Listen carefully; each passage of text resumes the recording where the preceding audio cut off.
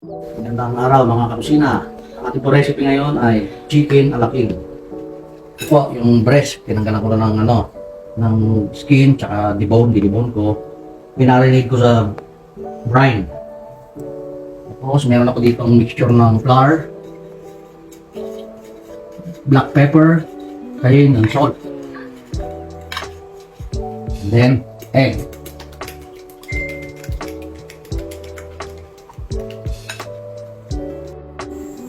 Mainit na pa ating mantika, kunin natin yung nakababad na fillet. Kulong natin doon. Tapos, dito. And then, diretso sa kamali.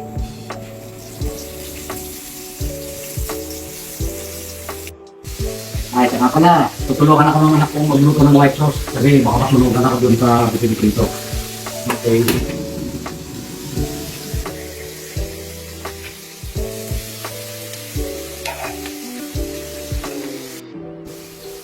Ayan ito paggawa ng sauce.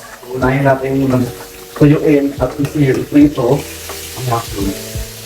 Para makulungan lalo na mawala yung moisture na malabas sa mushroom, maglagay ng cornstarch. Ayun, kapag medyo ganito na ang kulay ng ating mushroom, idadagdag na natin yung ibang mga recado. Kagaya nitong carrots. Garlic.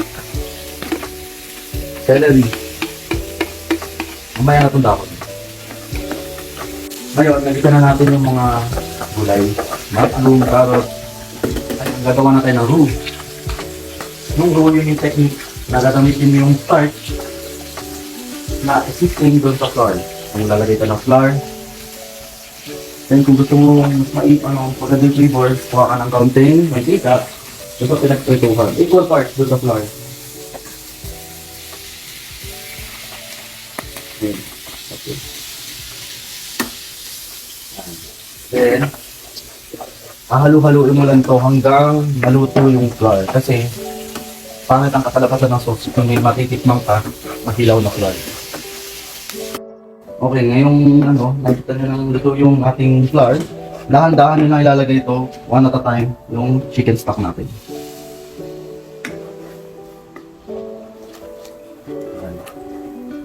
Kapag nakuha na niya yung lapot,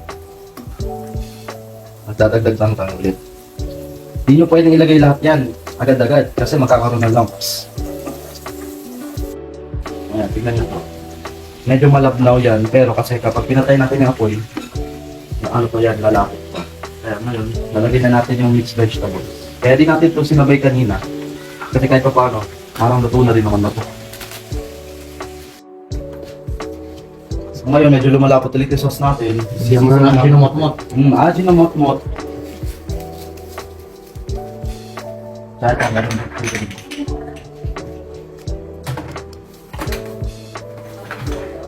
Ngayon nakuha na natin yung seasoning, yung tamang alat, tamis, linamnam. Papatayin na natin ang apoy para maglagay na ng mga cream.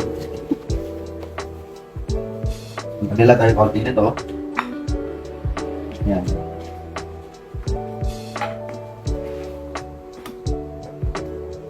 Para nestig.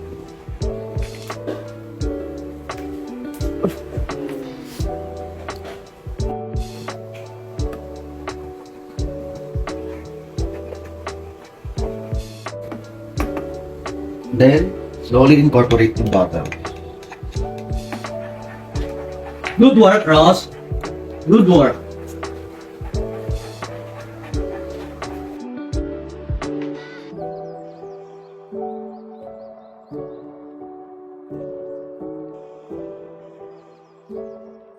Okay, now, the celery.